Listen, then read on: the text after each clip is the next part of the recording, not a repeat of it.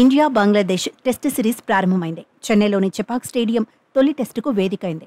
సొంత గడ్డపై పుష్కర కాలం నుంచి టెస్ట్ సిరీస్ ఓటమెరుగని టీమిండియాకు తొలి టెస్ట్ కష్టంగానే మారింది. తొలి సెషన్లోని 3 కీలక వికెట్లు కోల్పోయింది టీమిండియా. అయితే టెస్ట్ సిరీస్ గెలిచి world test championship final berth రేసులో మరింత ముందంజలో ఉండాలని రోహిత్ సేన పట్టుదలతో ఉంది.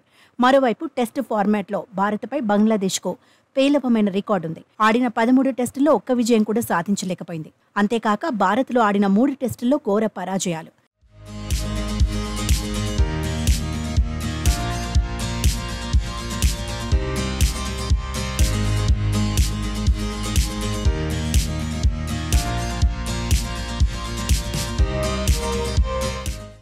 అయితే ఇటీవలి పాకిస్తాన్ను వాళ్ల సొంత గడ్డపై ఓడించడం బంగ్లాదేశ్ను కొత్త ఉత్సాహంతో బరిలోకి దిగేలా చేస్తోంది. పాక్పై తొలిసారి టెస్టు గెలుపు రుచి చూడటమే కాకుండా టెస్ట్ సిరీస్ను బంగ్లా క్లీన్ స్వీప్ చేసింది. అదే జోరును భారత్పై కొనసాగించాలని చూస్తోంది. ఎర్రమట్టి పిచ్పై ఈ మ్యాచ్ జరుగుతుంది. ఈ వికెట్ నుంచి బౌన్స్, టర్న్ రాబట్టవచ్చు.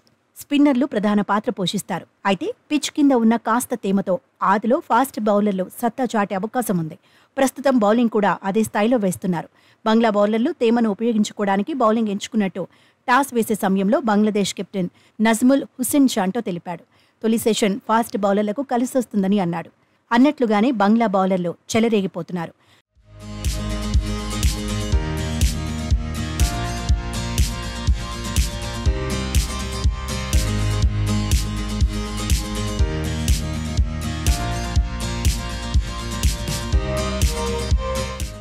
టాస్ గెలిస్తే తాము కూడా బౌలింగ్ ఎంచుకునేవాళ్లమని కెప్టెన్ రోహిత్ శర్మ తెలిపాడు.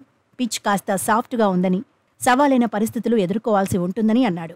రాబోయే 10 మ్యాచ్ల గురించి ఆలోచిస్తున్నామని, ప్రతి మ్యాచ్ కీలకమని రోహిత్ తెలిపాడు. గొప్పగా సన్నద్ధమయ్యామని, సామర్థ్యానికి తగ్గట్లుగా ఆడతామని పేర్కొన్నాడు. 3 సీమర్లు, 2 స్పిన్నర్లతో బరిలోకి దిగుతున్నామని అన్నాడు. ఫాస్ట్ బౌలర్లు బూమ్రా, సిరాజ్, ఆకాశ్దీప్, స్పిన్నర్లు అశ్విన్, జడేజా తుది జట్టులోకి తీసుకున్నామని వివరించాడు. ఈ నేపథ్యంలో అక్షర్, కుల్దీప్, సర్ఫరాజ్, ధ్రువ్ జురేల్, యష్ దయాల్ బెంచ్కే పరిమితమయ్యారని రోహిత్ పేర్కొన్నాడు.